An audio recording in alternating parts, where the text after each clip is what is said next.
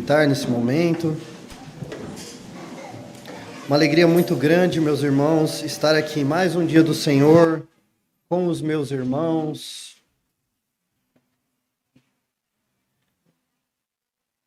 Obrigado, equipe da mídia, pelas legendas para auxiliar aí nossa irmã, porque hoje nós estamos sem intérprete de Libras. Muito obrigado. Irmãos, como vocês estão? Graça e paz. Tiveram uma semana abençoada em nome de Jesus? Glórias a Deus. Vou pedir aos irmãos que abram a Escritura no Evangelho de João, capítulo 17. Capítulo 17 do Evangelho de João. E nós hoje encerraremos esse capítulo glorioso, a oração sacerdotal de Jesus.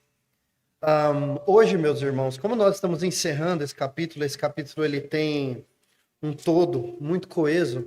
Gostaria de sugerir que nós lêssemos esse capítulo todo. Eu condensei o sermão para que coubesse essa nossa leitura do texto inteiro propositalmente, porque eu acredito realmente que a leitura deste capítulo como um todo, dentro de todas as exposições que nós já fizemos aqui nas últimas semanas, e tendo os elementos dessa oração já claros na nossa mente, a leitura desse sermão, desse capítulo, né, como um todo coeso, eu acredito que faz sentido. Então eu vou convidar os irmãos para lerem esse capítulo 17 de João comigo, de maneira responsiva, como nós fazemos com os Salmos. Eu lerei os versos ímpares e os irmãos lerão os versos pares. Amém? Amém. Estão comigo? João capítulo 17, versículo 1. Esta é a palavra de Deus. Depois de dizer essas coisas, Jesus levantou os olhos ao céu e disse: Pai, é chegada a hora. Glorifica o teu Filho, para que o Filho glorifique a ti.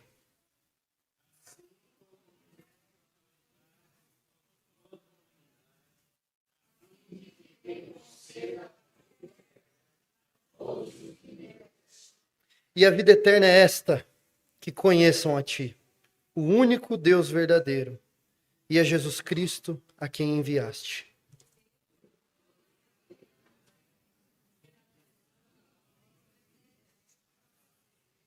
E agora, ó Pai, glorifica-me contigo mesmo, com a glória que eu tive junto de ti antes que houvesse mundo.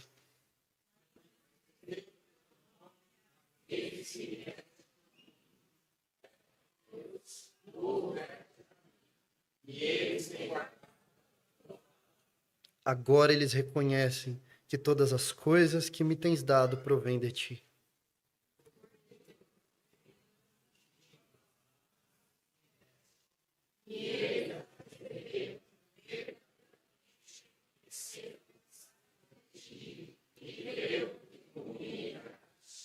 É por eles que eu peço. Não peço pelo mundo, mas por aqueles que me deste, porque são teus.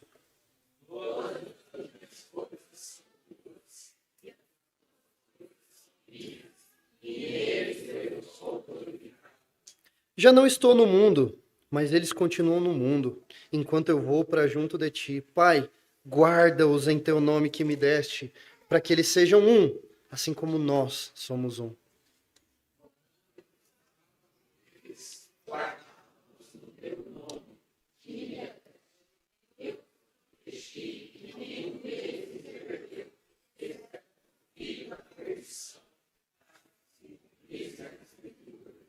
Mas agora vou para junto de ti e falo isto no mundo para que eles tenham a mesma alegria completa em si mesmos.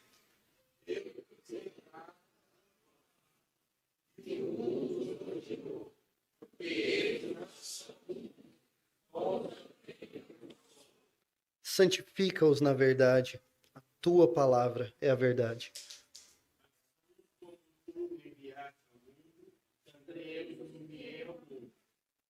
E a favor deles eu me santifico, para que eles também sejam santificados na verdade. Não é somente por estes, mas também por aqueles que é em mim, por meio daqueles. A fim de que todos sejam um, e como tu, ó Pai, estás em mim e eu em ti, que eles estejam também em nós, para que o mundo creia que tu me enviaste.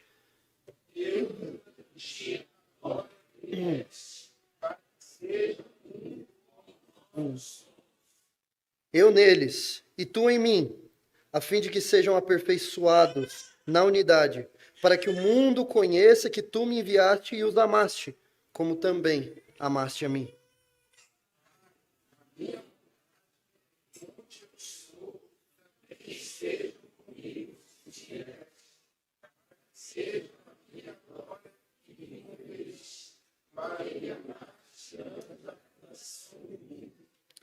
Pai justo, o mundo não te conheceu, eu, porém, te conheci, e também estes reconheceram que tu me enviaste. Todos juntos?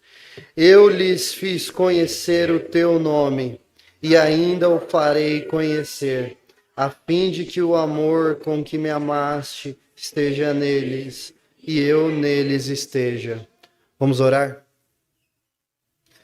Pai amado, obrigado pelo nosso sacerdote Jesus que orou por nós. Obrigado porque sabemos que fomos alvos dessa oração. Sabemos que fomos alvos dessa oração porque nós cremos. E Jesus está aqui orando por todos aqueles que viriam a crer. Então, obrigado. Obrigado, nosso Senhor Deus, Pai, e obrigado, nosso sacerdote Jesus, por interceder por nós. Pedimos que o Senhor ilumine os nossos corações e mentes para que entendamos esta passagem, para que entendamos esse fechamento desse capítulo e nos deleitemos e nos alegremos com o fato de que o nosso sacerdote eterno vive para interceder por nós. Oramos em nome de Cristo, nosso sacerdote. Amém. Meus irmãos, esse capítulo de João 17 é maravilhoso. Que capítulo maravilhoso. Esse capítulo, ele é tão importante na história da igreja, para o entendimento do ofício de Jesus como nosso sacerdote, que no século XVI, o pregador John Knox, no seu leito de morte, antes dele morrer, ele ficou pedindo para que a sua esposa recitasse este capítulo para ele, para que ele fortalecesse a convicção de que Cristo orava por ele, intercedia por ele, se preocupava com ele.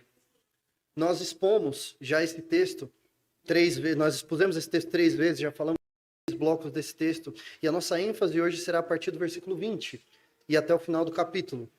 E o que nós já aprendemos até aqui? Nós aprendemos que, assim como o autor de Hebreus, ele ensina um sacerdote, quando ele entra para interceder pelo seu povo, ele precisa primeiro interceder por si e depois pelo povo, porque ele mesmo tem os sacerdotes da antiga aliança, eles mesmos tinham os seus pecados. Então eles, como aqueles que iriam ali oferecer sacrifício a Deus, para que Deus perdoasse o povo dos seus pecados, ele mesmo tinha que orar por si antes. Mas Jesus, o sacerdote absoluto, ele não tem pecado. Então quando ele inicia essa oração, como todo sacerdote orando por si mesmo, ele olha para o céu com confiança e diz: eu te glorifiquei na terra. Eu fiz aquilo que tinha que ser feito. Nenhum outro sacerdote fez. Nenhum sacerdote jamais pôde chegar diante de Deus no altar, interceder por ele e dizer: eu sou bom, eu tenho o direito de olhar para o céu, eu te glorifiquei, não fiz nada de errado, não tenho pecado. O nosso sacerdote eterno podia fazer isso. E ele o fez. E intercedeu por si, dizendo ao Pai: Pai, missão cumprida. Eu te glorifiquei na terra. Eu trouxe a tua palavra, eu manifestei o teu nome àqueles que o Senhor me deste. E eles creram. Eu fiz. Esse é o nosso sacerdote Jesus. Nós aprendemos também que Jesus ele ora para que seus discípulos tenham vida eterna. E no próprio texto, Jesus ele define o que é a vida eterna quando ele diz: eu intercedo para que eles tenham vida eterna, e a vida eterna é essa, que conheçam a Ti, que tenham um relacionamento contigo. Das muitas definições que nós temos para a vida eterna, meus irmãos, viver para sempre, sim, vida eterna pode ser chamado... pode ser uma definição para a vida eterna, né? O fato de que nós viveremos para sempre, ok, tá certo. Vida eterna significa que nós vamos para o céu, tá certo? Vida eterna significa que nós iremos para o céu. Vida eterna significa que habitaremos novo céu e nova terra juntamente com Cristo e o seu povo, correto. Mas em última análise, vida eterna é uma volta ao Éden. É a reconstrução do nosso relacionamento com Deus. É aquela barreira de separação que existe entre Deus e os homens sendo destruída. E Jesus dizendo: isto é a vida eterna, que conheçam a Ti, que se relacionem contigo. E Jesus intercedeu nesse sentido. E Jesus também intercedeu nesse texto para que Deus Pai protegesse os seus discípulos ali, porque lembrem-se, quem estava ali juntamente com Jesus? 11 dos seus 12 discípulos. Porque aquele que não foi abraçado pela oração sacerdotal, aquele que não recebeu o ofício de sacerdote de Cristo sobre si, Judas Iscariotes, já havia partido, sobraram 11, cobertos pela oração do sacerdote. E essa oração imediata de Jesus é pelos seus discípulos. É o primeiro bloco da oração de Jesus. É por eles, por aqueles que estavam ali. E Jesus ele orou a Deus para que protegesse os seus discípulos do mundo, porque ele já não estaria no mundo, mas seus discípulos iriam ficar ali. Portanto, eles precisavam de proteção de Deus, e Deus ora para que eles fossem protegidos. E aí nós poderíamos pensar, será que essa oração de Jesus falhou, uma vez que todos os discípulos de Jesus foram martirizados, exceto por um, o apóstolo João, que morreu velhinho na ilha de Patmos, ainda mais preso, né? Então não foi morto, mas morreu na cadeia. Ora, Jesus tinha orado pela proteção deles. Será que a oração de Jesus falhou? Uma pergunta, onde eles estão agora? No céu, com o Pai. A oração falhou? A oração de Jesus não era para que onde eu estiver eles estejam comigo? Oração perfeitamente respondida. Porque é exatamente aquilo que o livro de Atos dos Apóstolos nos mostra. Os apóstolos foram perseguidos sim, foram martirizados sim, mas eles não tinham medo, porque eles sabiam que o seu sacerdote os levaria seguro para casa. E foi exatamente isso que aconteceu. E agora, Jesus ele vai estender a abrangência ele vai aumentar a abrangência da oração dele, quando ele diz no verso 20, não peço somente por estes. Estes quem? Estes que estão aqui imediatamente na minha frente, os meus discípulos. Eu não estou orando. Tudo isso que eu falei até agora não é só por eles. Não é só por estes. Mas também por aqueles que vierem a crer em mim por meio da palavra que eles falarem. Ou seja, Jesus está dizendo a Deus que estes aqui, que estavam ali imediatamente próximo dele, são alvos da oração dele.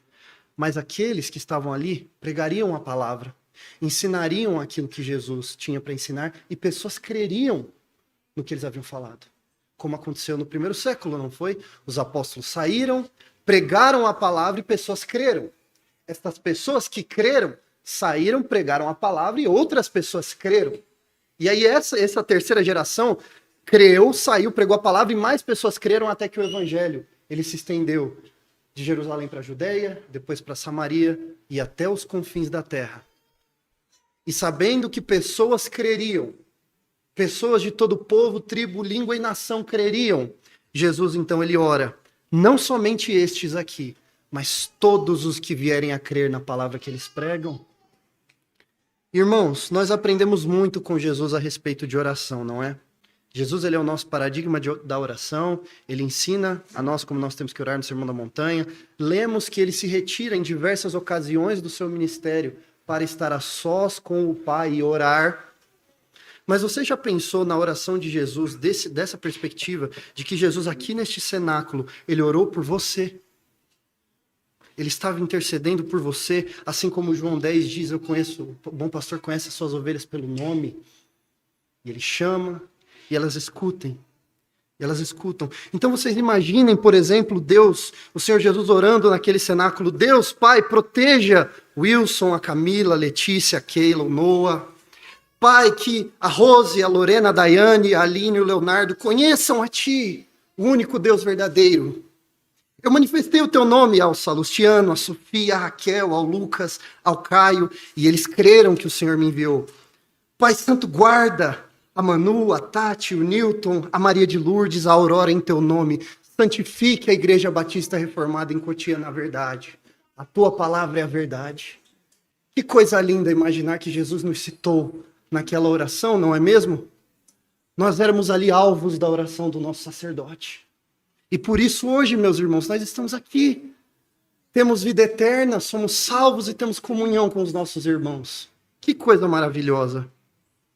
E se o alvo de Jesus, das orações de Jesus, era não somente aqueles discípulos que estavam ali, naquele local, mas também todos aqueles que creriam, se esse era o alvo, qual era então o objetivo da oração de Jesus? Se o alvo de Jesus eram os seus discípulos e todos nós, os que cremos, essa oração tinha qual objetivo? Se nós éramos o alvo. E o objetivo, Jesus ele deixa claro que a oração tinha objetivo, porque No versículo 20, ele fala, eu não peço somente por eles, ele usa o verbo pedir. E no versículo 24, ele diz, Pai, a minha vontade é que... Então ele tem uma vontade, ele tem algo que ele quer colocar diante de Deus, ecoando aquilo que Paulo diz aos Filipenses, quando ele diz, em tudo sejam conhecidos de Deus os pedidos de vocês com súplicas. O que vocês precisam? Peçam, alinhado com a vontade de Deus, mas peçam. Jesus está aqui pedindo. Ele tem um alvo. E a primeira coisa que ele pede, nós vamos agrupar então como os temas desse texto eles vão se intercalando, nós vamos agrupar as informações que tem aqui, e vocês encontram essas informações comigo. No verso 24 nós lemos, primeiramente ele ora, para que onde ele estivesse, seus discípulos e o povo que cresce estivesse com ele.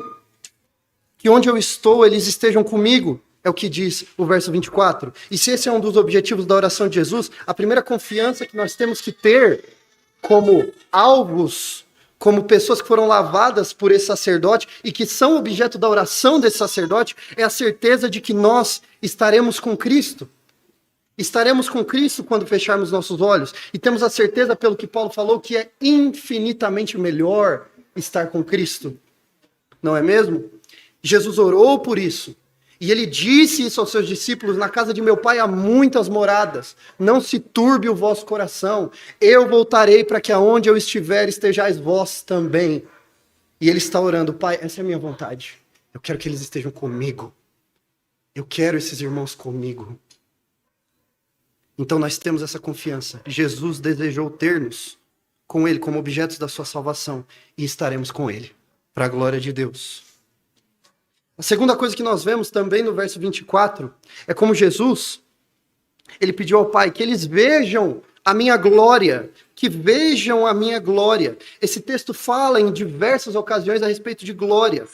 Ele fala no versículo 22, por exemplo, a respeito da verdadeira glória, a glória que me deste, é o que nós lemos no versículo 22, a glória que me deste, no verso 24, para que vejam a minha glória. Jesus ele nos transmitiu, no verso 22 nós lemos a glória que o Pai lhe deu. O verso 24 fala que eles vejam a minha glória que me conferiste. Então o que é que este tema da glória tem a ver com a oração de Jesus aqui? O que este tema da glória, o que é que ver a glória de Deus afeta a nossa vida? Talvez nós possamos nos remeter a João capítulo 8, verso 54.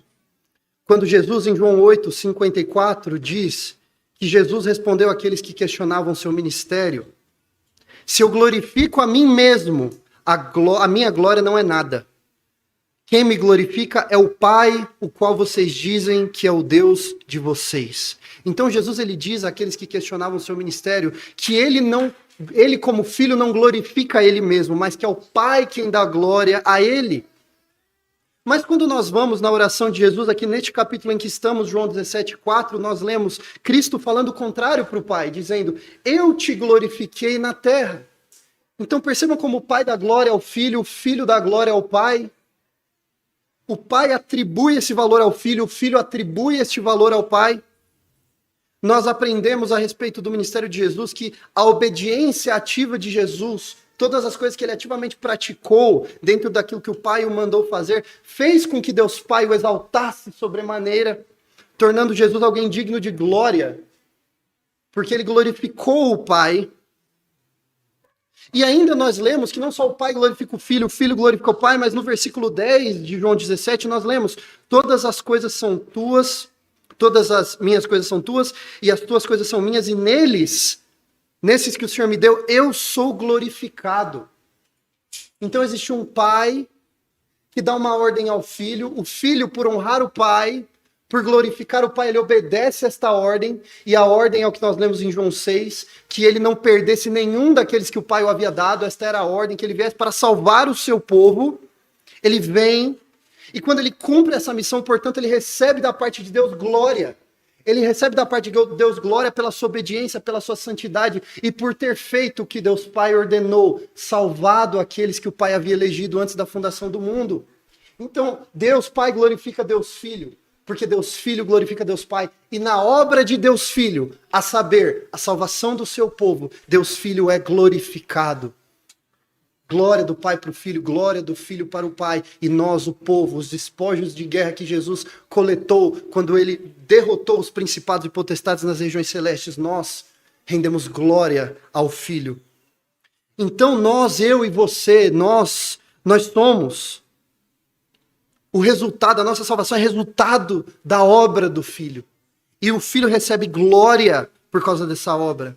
Então, em um mundo, meus irmãos, em que as pessoas encontram glória em seu prestígio social, em seu dinheiro, em seu status, em seus seguidores, ou sim em sua relativa relevância em um círculo específico de pessoas ali, Jesus ele orou para que você e eu encontrássemos a verdadeira glória, a glória que Deus Pai deu a Deus Filho.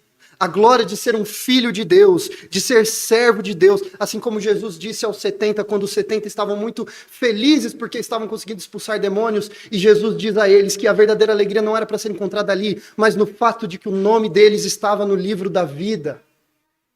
Jesus orou para que nós encontrássemos essa glória. A glória que é encontrada como assim como Jesus que se fez servo, tirou os olhos do próprio umbigo, serviu, veio como servo, lavou os pés dos seus discípulos, obedeceu o Pai, salvou, mas para isso ele precisou fazer como Paulo disse aos Filipenses, ele se humilhou sobremaneira, não é?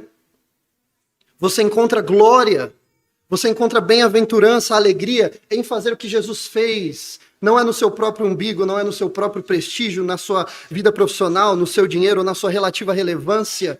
Você encontra glória quando você é como Jesus, que recebeu glória por ter sido servo, por ter sido obediente e por ter sido obediente, inclusive até a morte, e morte de cruz. E o que Jesus ora é para que no momento que todos entenderem que a verdadeira glória está nisso, está em servir o Pai, está em obedecer o Pai e está em servir o próximo, acontece o que Jesus falou nessa oração, todos se tornam um. Todos se tornam um.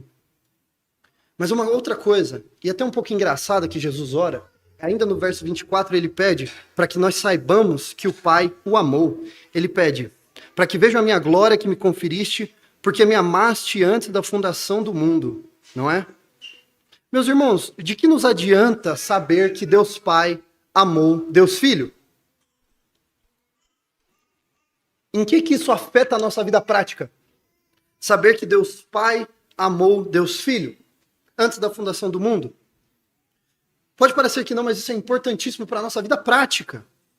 Esse texto fala em diversas ocasiões, no versículo 23, tu me enviaste e os amaste, também amaste a mim, no verso 23, me amaste antes da fundação do mundo, não é? É comum no evangelismo pessoas dizerem umas às outras, assim, em certos evangelismos, Jesus te ama. Isso é um evangelismo evangélico brasileiro padrão. Jesus te ama, não é? Agora, vocês conseguem imaginar um evangelismo assim? Deus Pai ama Deus Filho. Deixa eu te evangelizar. Deus Pai ama Jesus. Ora, em que isso afeta a vida do ouvinte? E eu garanto para vocês que, principalmente para alguém que ainda está perdido, ainda não é salvo, ainda está morto em seus delitos e pecados, como dizemos, dizer que Deus Pai amou Deus Filho é mais relevante do que dizer Deus te ama. Porque é por causa do amor de Deus Pai pelo Deus Filho que aquela pessoa pode ser amada também, pode ser redimida também. Porque percebam, existem dois motivos de por que o amor de Deus Pai ao Deus Filho é importante. Primeiro motivo, porque senão nós não conseguimos nem entender o que significa amor. Vamos lá. Nós todos sabemos que Deus, ele é uma trindade, correto? Deus é Deus Pai, Deus Filho e Deus Espírito. Se Deus não fosse uma trindade, se Deus ele fosse como o Deus dos muçulmanos, Alá, que é unitário, é unicista, ele não tem três pessoas diferentes dentro da mesma essência de Deus, que é o que nós cremos. Nós cremos em Deus Pai, que é Deus. Este Deus Pai não é Deus Filho, mas Deus Filho também é Deus. Deus Filho não é o Espírito, mas o Espírito também é Deus. Nós não estamos falando de três deuses, é um Deus só. Quantos deuses existem? Um. Mas que subsiste em três pessoas. Um não é o outro, um não é 33% Deus, o outro 33% Deus, nada disso. Cada um é 100% Deus e os três são um Deus. De novo, parafraseando o que já disseram sobre a doutrina da Trindade, se você pensar demais nela, você perde a cabeça, mas se você negá-la, você perde a alma, certo? Então, eu prefiro perder a cabeça. É assim que Deus ele é concebido. Mas já pararam para pensar que não fosse assim Deus, se Deus não fosse assim, desde toda a eternidade, desde antes que houvesse qualquer outra entidade viva que não fosse o próprio Deus. Se Deus não fosse triuno, amor não seria um atributo de Deus. Porque se não existe mais ninguém e você ficar ali sozinho, você vai amar quem? O amor seria algo que surgiu a partir da criação, porque a partir da criação, agora tem alguém para amar. Mas mesmo antes que houvesse qualquer um de nós, antes que houvesse a criação, antes que houvesse as pessoas, Deus Pai já estava ali amando Deus Filho. Deus Filho já estava ali amando o Espírito amando o Pai. E já havia esse relacionamento de amor entre as pessoas da Trindade. E é só porque existe uma pluralidade nas pessoas da Trindade, mesmo havendo somente um Deus, é que atributos como amor, misericórdia, compaixão, são atributos inerentes ao próprio Deus. Não surgiram depois. Eles não surgiram depois. Houve coisas que Deus inaugurou na pessoa dele. Por exemplo, a ira. A ira de Deus não se manifestou até o momento que houvesse pecado. Né? Amor não. Amor sempre houve. O amor é eterno, é da essência do próprio Deus. Então, entender que Deus Pai amou Deus Filho nos mostra qual é a origem desse negócio que nós chamamos de amor. Isso só existe porque existe um relacionamento de amor entre as pessoas da Trindade desde a eternidade passada. É só por isso que existe amor. Não é? Agora, uma outra coisa que, além da importância nós entendemos que o amor surge com Deus, justamente por ele ser um Deus que subsiste em três pessoas, é importante entendermos que Deus Pai ama Deus Filho por causa da combinação de dois textos. Primeiro que nós lemos em Salmo 14, verso 2, que nos diz que do céu, Salmo 14, verso 2, do céu Deus olha para os filhos dos homens para ver se tem quem tenha entendimento, para ver se existe um que busque a Deus, uma pessoa. Deus olha dos céus e busca um que pratique a justiça, só um, dentre os milhões e bilhões de pessoas. Mas a conclusão de Deus no Salmo 14, no verso 3, é todos se desviaram, juntamente se corromperam. Não há um que faça o bem, nenhum sequer, ninguém. Mas quando Deus Filho é batizado, em Mateus 3,17, vem uma voz dos céus e diz, este sim, este é o meu Filho amado, nele eu me agrado. Nele eu me comprazo.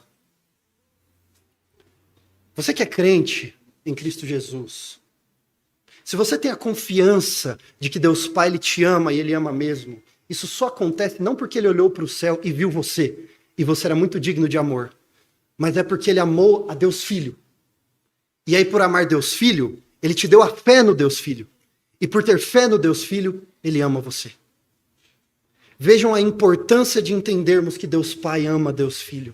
A nossa salvação depende disso. Porque nós estamos em Cristo e Deus Pai ama a Cristo. E olha só, isso foi tema da oração de Jesus. Que eles saibam que tu me amaste. Que eles entendam as implicações disso. E se deleitem no fato de que eles são amados por Deus também. Mas uma outra coisa que Jesus ora é o seguinte. Em múltiplas ocasiões. Verso 11, para que eles sejam um, assim como nós somos um. Verso 21, a fim de que todos sejam um. Verso 22, para que sejam um como nós somos. Verso 23, a fim de que sejam aperfeiçoados na unidade. Meus irmãos, um dos maiores mistérios resolvidos ali na era do Novo Testamento foi a misteriosa união de judeus e gentios no mesmo corpo místico de Jesus Cristo. Um dos maiores mistérios do Novo Testamento é resolvido quando em Atos capítulo 10, Pedro ele tem uma visão.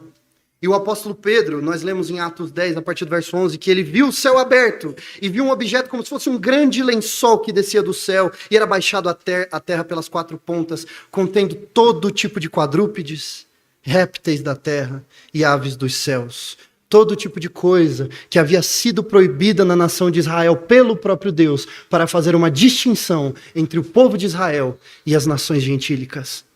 Uma distinção, uma diferença entre os judeus e os não-judeus. Deus havia dado, dentre outros motivos, também as restrições alimentares para os judeus. Tinha dito, você não pode comer isso, você pode comer isso. Não pode fazer a barba assim, pode fazer a barba assado. Não pode isso, não pode aquilo. Muito daquilo que não tinha carga moral e que hoje nós podemos fazer, era para que houvesse uma noção de separação do santo e do profano na cabeça deles. Isso é mal, isso é ruim. Inclusive a dieta dos judeus tinha, dentre outros motivos, esse propósito. Separação do santo e do profano, diferenciação do judeu e do gentio. Mas quando desce aquele lençol dos céus cheio daqueles animais que pela lei judaica Pedro não poderia comer, ele ouviu uma voz que se dirigia a ele e que disse: levante-se, Pedro, mate e coma. Mas Pedro respondeu: de modo nenhum, Senhor, eu nunca comi nada que fosse impuro ou imundo. E aí pela segunda vez a voz veio e lhe falou algo lindíssimo: não considere impuro aquilo que o Senhor purificou. Então Pedro estava ali aprendendo que aquilo que diferenciava o judeu do gentio agora havia sido purificado. A barreira de separação havia sido anulada, e agora o Deus de Abraão era o Deus de todo povo, raça, tribo, língua e nação. E o que ele faz imediatamente após esse evento é enviar Pedro à casa de Cornélio, um gentio, alguém de fora, que Pedro agora era chamado a evangelizar, receber no meio do povo de Deus e amar, como Cristo ama a igreja, amar como as pessoas da Trindade amam, e alguém com quem Pedro seria um, assim como o Pai e o Filho são um. E aqui Jesus ele está orando para que aquilo que separa os povos já não separe mais. Gálatas 3:28 diz que no povo de Deus já não há judeu nem grego, não há escravo nem livre, não há homem nem mulher, não há soviético ou americano, ou capitalista, ou socialista, ou brasileiro, ou argentino. No Evangelho, a catalogação de ninguém que não seja Cristo existe, pois todos são um em Cristo Jesus. Somos todos parte do mesmo corpo místico de Cristo. E é algo que nós, perdidos em nossas ideologias, temos dificuldade de entender. E Jesus, sabendo da nossa dificuldade de entender essas coisas, sobre a dificuldade do relacionamento entre alguém que tem um tipo de criação e outra pessoa com outro tipo de criação, essa dificuldade ela existe. O livro de Filipenses, ele endereça esse tipo de dificuldade, pedindo aos irmãos que se harmonizem ali, mas Jesus aqui está orando. Que eles saibam a maneira como o Senhor me ama e eu te amo, para que eles sejam um, para que eles se unam. E se amem assim como nós nos amamos, assim como nós somos um. Cristo orou por essa união. Cristo orou por essa comunhão. Cristo orou para que os seus servos fizessem o que ele fez. Lavassem os pés uns dos outros. Se tornassem um. E o que foi que Jesus fez em prol disso? Às vezes nós dizemos assim, é fácil você querer que alguma coisa aconteça, mas você tem que levantar do sofá e fazer acontecer, certo? É fácil reclamar do mundo quando você não tem responsabilidade nenhuma sobre aquilo e você não faz nada sobre aquilo. Pois é, será que é o caso de Jesus? Será que Jesus apenas diagnosticou que poderia haver um problema, sentou e orou a Deus que fizesse, de uma maneira como várias pessoas oram muitas vezes, não é? Tem um irmão ali em necessidade, deixa eu orar por irmão em necessidade. Você tá lá com a sua despensa cheia, podendo ajudar o irmão em necessidade, você fala, não se preocupe, meu irmão, vou orar por você. Será que Jesus era desses? Eu acho que não, porque olha o que Jesus fala, no verso 22 ele fala, eu lhes transmiti o que o Senhor falou. Eu lhes transmiti, eu fiz, eu dei a palavra a eles. Isaías no capítulo 61 diz que o ungido de Deus veio para proclamar as boas novas. Ele veio, ele proclamou, e a partir da palavra que ele proclamou, essa é a grande obra de Jesus, uma das grandes obras de Jesus é falar aquilo que era verdade. Ele não só falou, como ele praticou aquilo que era verdade, deu exemplo, foi o primeiro a praticar aquilo, e quando ele disse aos seus discípulos que os seus discípulos poderiam morrer por esse tipo de conduta e por defender esse tipo de verdade, ele foi o primeiro que morreu por causa desse tipo de verdade. E foi o primeiro que ressuscitou, podendo dar aos seus servos a confiança de que ressuscitarão também. Portanto, Cristo ele transmitiu essa palavra para nós. E quando ele foi, ele nos deixou o Espírito Santo. O mesmo Espírito que fez com que Jesus, por exemplo, vencesse a tentação no deserto. O mesmo Espírito que Isaías no capítulo 61 diz que estava sobre ele para que ele pudesse pregar e proclamar. Jesus tinha esse Espírito. O Espírito que ele chama de Consolador por experiência, porque estava consolando ele no Getsemane, quando nenhum dos seus amigos estava acordado ali para orar com ele. O que ele fez? Ele deixou este Espírito para nós. Ele deixou este Espírito para a igreja e hoje esse Espírito ele habita em mim, habita em todos os meus irmãos em Cristo aqui presentes e pode habitar em qualquer um daqueles que ainda não receberam a Cristo pela fé, mas que se o receberem, recebem o mesmo Espírito e são capacitados para essas mesmas boas obras, recebem vida eterna e podem crer na promessa de que habitarão com Cristo para sempre. Meus irmãos, que coisa linda, Jesus orou por nós. Jesus orou por mim, Jesus orou por você. Jesus, nosso pastor, nos conhece por nome, e ele é o nosso sacerdote eterno, que a palavra nos diz que vive, o livro de Hebreus diz que vive para interceder por nós à destra do Pai. Ele continua orando por você. Quando você ora, e pela sua limitação, como Paulo fala em Romanos 8, às vezes nós não sabemos como orar, e mesmo quando não sabemos como orar, falamos do nosso jeito, não sabemos nem exatamente como é que aborda a Deus dessa maneira, tá? Mas aí, Paulo em Romanos 8 diz que o Espírito também intercede por nós com gemidos inexprimíveis. Olha que coisa linda, meus irmãos. Não é mesmo? Então eu vou pedir para os irmãos que, uma vez agora que nós sabemos todas essas informações, eu vou ler mais uma vez os versos 20 a 26 e farei as aplicações. Verso 20 diz: não peço somente por estes, mas também por aqueles que vierem a crer em mim por meio da palavra que eles falarem, a fim de que todos sejam um. E como tu, ó Pai, estás em mim e eu em ti, também eles estejam em nós, para que o mundo creia que tu me enviaste. Eu lhes transmiti a glória que me deste, para que sejam um, como nós o somos, eu neles e tu em mim, a fim de que sejam aperfeiçoados na unidade, para que o mundo conheça que tu me enviaste e os amaste, como também amaste a mim. Pai, a minha vontade é que onde eu estou também estejam comigo e os que me deste, para que vejam a minha glória que me conferiste, porque me amaste antes da fundação do mundo. Pai justo, o mundo não te conheceu. Eu, porém, te conheci, e estes também reconheceram que tu me enviaste. Eu lhes fiz conhecer o teu nome e ainda o farei conhecer, a fim de que o amor com que me amaste esteja neles, e eu neles esteja. Irmãos, comentários finais sobre esse texto. Primeira coisa, nesta oração, Jesus ora para que nós reconheçamos a sua glória, não é? A glória que o Pai lhe deu. Hoje nós vivemos em um mundo que tenta encontrar a própria glória e o próprio prestígio em todo tipo de lugar. Tenta encontrar a sua glória através de status, através do quanto a própria empresa vai crescer ou do quanto a pessoa vai conseguir crescer dentro da empresa que trabalha. Tenta encontrar o seu status através fazendo amizade ali na escola com os amigos mais populares e acha que quando conseguir fazer amizade com os mais populares, aí sim, agora eu tenho a minha glória, agora eu estou numa posição de prestígio. Ou tentando encontrar a sua própria glória no próprio orgulho que tem das próprias obras, porque a pessoa ela é tão santa, tão santa, tão santa que, olha só, encontrei a minha glória, eu sou diferentão, sou mais santo do que todo mundo. Ou tenta encontrar a própria glória porque, pelo motivo que se a gente começar a listar aqui, nossa... A única coisa que a gente não vai encontrar nessa lista de onde o mundo tenta encontrar glória, prestígio, autossatisfação é na obediência e no amor a Deus. É no serviço e no amor ao próximo. Mas Jesus orou para que o seu povo encontrasse a verdadeira glória, que foi a glória que o Pai deu ao Filho e a glória através do qual o Filho a glória que o Filho recebe através do seu povo. Que é a glória do amor a Deus e do amor ao próximo. Meus irmãos, acreditem, não existe nada que faça mais bem para a tua mente e do teu coração do que você sair fora um pouco da tua mente e do teu coração, servir a Deus e servir o teu próximo. Cura qualquer doença isso. Segundo, o Senhor Jesus orou para que nós tivéssemos vida eterna, não é? E a vida eterna é conhecer ao Pai, como o próprio Jesus disse. Claro que, uma vez até ouvi um pregador dizendo, e eu concordo com ele, que pode ser que quando a gente chegar no céu, a gente fique surpreso com as pessoas que a gente vai encontrar lá, né? Porque, nossa, pessoa que eu nunca imaginei. Quando eu chegar no céu, eu vou ficar surpreso que eu tô lá. Porque o que menos merecia era eu.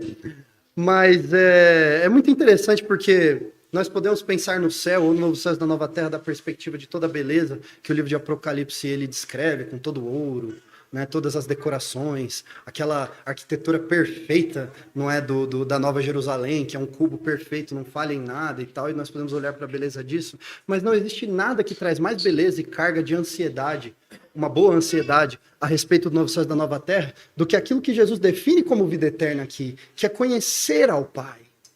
Essa é a verdadeira alegria da vida eterna, o relacionamento com Deus, conhecer ao Pai. E mesmo que nós ainda não tenhamos chegado na consumação, ainda não tenhamos recebido nossos corpos glorificados e o mundo ainda não esteja todo curado, ora, nós já temos essa comunhão com o Pai em Cristo, olha que beleza. Nós já desfrutamos da alegria da vida eterna em algum nível.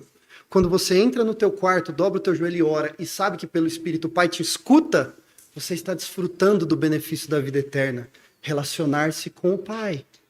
E Jesus orou por isso. Jesus orou pela nossa proteção nessa oração sacerdotal, não é? Como é que ele orou pela nossa proteção do quê? Ora, meus irmãos, quando chegaram para Pedro e para os apóstolos, no livro de Atos, mandando eles pararem de pregar, açoitaram eles, e eles saíram, a primeira coisa que eles foram fazer foi pregar logo que eles saíram, certo? Ora, por quê? O que esse povo poderia tirar deles mais? Eles foram açoitados, não é? Eles poderiam dizer, ora, se vocês não pararem de pregar, nós vamos tirar os seus bens. Eles poderiam dizer, mas a gente já deu todos os nossos bens, lá em Atos capítulo 4. Não tem mais nada mesmo, a gente já repartiu. Se vocês não pararem de pregar, a gente vai te matar. Igual vocês mataram o meu Senhor? Ele está vivo. Não é? Ora, esta confiança de que eles jamais se perderiam, de que nada poderia arrebatá-los da mão do Pai, era o que dava a eles a ousadia de pregar e de falar. O que você pode perder, meu irmão, minha irmã, quando você levanta a voz para falar de Cristo? Talvez você perca alguns amigos. Bom, o que os apóstolos perderam, vocês não vão perder. Vocês estão numa posição muito mais tranquila para pregar o evangelho do que os apóstolos, né? Pode ser que você perca, talvez, digamos, amizade com algumas pessoas, ou algum tipo de prestígio no trabalho, amigos na escola. Pode ser que você deixe de receber alguma coisa porque você pregou, não é? Mas saiba que você já tem aquilo que de mais valioso você poderia ter, e isso ninguém pode tirar de você, que é a sua vida com Deus, a sua vida eterna. E se ninguém pode tirar isso de você, e é o que de mais valioso você tem, o que você tem exatamente a temer para abrir a voz e falar a respeito de Cristo? Não é? Essa é a verdadeira glória. E por último, Cristo, ele orou pela nossa unidade, para que nós fôssemos um. Até a imagem da cruz reflete o ensino, por exemplo, do livro de Provérbios, no capítulo 2, em que nós recebemos paz com Deus e nós recebemos paz com os irmãos, uma paz vertical e uma paz horizontal. Cristo, ele garantiu a nossa paz com Deus quando ele nos justificou. Como diz Romanos, justificado, pois, mediante a fé, temos paz com Deus. Deus não está mais irado conosco. E ele fez isso para que nós também, dentre outras coisas, tivéssemos paz entre os irmãos, tivéssemos relacionamento com os irmãos, um relacionamento de amor, de serviço, de alegria. Ele orou por isso. Então é muito bonito pensar que quando uma mulher fica grávida nesta igreja, e a igreja, em especial as mulheres, elas se mobilizam para preparar as marmitas para ajudar aquela mulher que está no seu puerpério, por exemplo, ao longo da semana, é muito bonito pensar que isso é a resposta da oração de Jesus acontecendo no povo de Deus. É muito bonito pensar que quando um irmão da nossa igreja ele passa algum tipo de necessidade financeira e a igreja se mobiliza para fazer uma caixinha e fazer uma compra para aquele irmão, é muito bonito pensar que isso é uma resposta à oração sacerdotal de Jesus. O Pai está garantindo essa unidade. Então que nós vivamos nesse amor, nessa unidade, nessa comunhão, porque isso foi objeto da oração de Jesus e um que nós celebraremos agora na ceia do Senhor. Vamos orar? Pai querido, Pai de amor, nós te glorificamos. Te amamos e te exaltamos e pedimos, Pai, que cada dia mais todos os elementos dessa oração que tu fizeste por nós sejam mais verdade na nossa vida. Santifica-nos na verdade que é a tua palavra, para que nós encontremos glória onde Cristo encontrou glória, para que nós tenhamos tranquilidade ao encostar a cabeça no travesseiro, sabendo que nada pode nos arrebatar das tuas mãos, Senhor. E para que nós vivamos em comunhão e alegria com os nossos irmãos, para que nós sirvamos uns aos outros, e assim o mundo saiba, como diz a tua palavra, assim saberão que são meus discípulos, para que o mundo saiba que somos teus servos, na medida que virem o infinito amor com que tratamos uns aos outros, que é consequência do infinito amor com que tu nos amaste. Oramos em nome de Jesus. Amém. Meus irmãos, neste momento,